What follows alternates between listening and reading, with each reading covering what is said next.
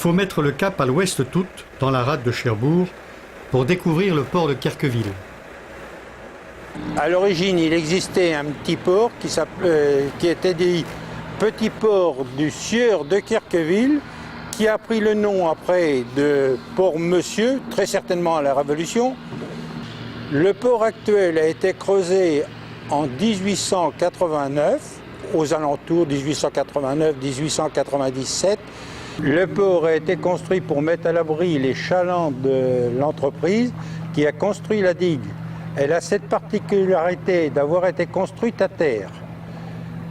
C'était des blocs de 40 mètres cubes qui étaient réalisés sur des chariots et descendus à la mer. Le môle nord avait la particularité de servir à l'embarquement des matériaux pour la construction de la digue. Elle fait 1200 mètres de long et elle est carapassonnée par des blocs de granit qui ont été taillés par des Bretons, d'où le nom de hameau breton dans le village de Kerqueville. L'association a été créée en 1971. C'était André Joret qui a été le premier président, qui était un pêcheur professionnel. Et longtemps, ça a été un pêcheur professionnel qui était le président.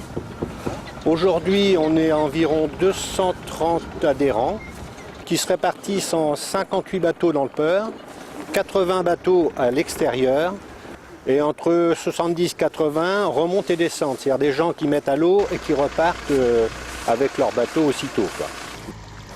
Et donc c'est vraiment une association, dès qu'on a besoin de quelqu'un, il y a plus qu'il n'en faut. Hein, on n'a jamais de problème.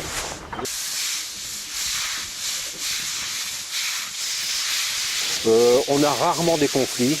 Et généralement, comme les gens se connaissent très bien ici, les conflits se règlent entre copains, quoi. Quand moi j'arrive pas avec quelqu'un, je délègue à un autre qui lui va trouver la solution pour que les choses s'arrangent. Chaque année, au mois de juillet, c'est la fête sur le port de Kerqueville. Certaines années, plus de 2000 personnes se présentent sur les terre-pleins. C'est dire le succès de cette manifestation. Monsieur Gilbert Joret est le président du comité organisateur. Son père en a été un des fondateurs. La première fête du port a eu lieu il y a au moins 30-35 ans. Et c'était le but de la fête du port était de rassembler les pêcheurs pour une journée conviviale entre eux, pour qu'ils puissent s'amuser, pour qu'ils se retrouvent entre pêcheurs professionnels, pêcheurs plaisanciers, tous ensemble. Le but est d'attirer les jeunes pour qu'ils s'amusent sur le port, avec toujours un petit souci, c'est le problème de sécurité, parce que parfois les jeunes ont tendance à vouloir plonger d'un peu partout. Donc on est obligé d'être très vigilant sur ce point. Et ça permet également aux gens de mieux se connaître, parce que le pêcheur en lui-même, souvent c'est un solitaire. Il arrive, il va à la mer, il repart, il se retourne. Alors que ça permet aux gens de mieux se connaître pendant 2 jours, 3 jours, le temps de monter les stands, le temps de les démonter, le temps de la fête.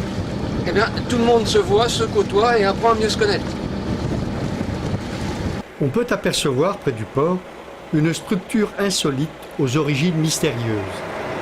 Alors, Stade Ferraille, ça a été déposé à l'Arsenal pour faire des essais de lancement de torpilles. Et le jour où ils l'ont amené, il y a eu un fort coup de vent. Et en fait, il a été mal positionné. Il n'a jamais été utilisé parce que la position qu'il a, les torpilles, elles fonçaient directement sur l'Arsenal. Moi, je trouve que ça fait partie du paysage de Kerqueville, quoi. Hein, c'est comme Lucifer, quoi. Enfin, Lucifer, c'est pas le nom véritable de ce bateau. Hein. Ce bateau-là devait s'appeler La Découverte. Pourquoi Lucifer? Parce que il faisait l'exercice d'incendie. Alors c'est pareil, pour moi, hein, ce bateau fait partie du patrimoine de Kerqueville, je crois. Je ne suis pas sûr en m'avançant que c'est peut-être le monument qui est le plus photographié de Cherbourg. À Kerqueville, comme dans tous nos ports, on se raconte aussi des histoires incroyables. Et pourtant...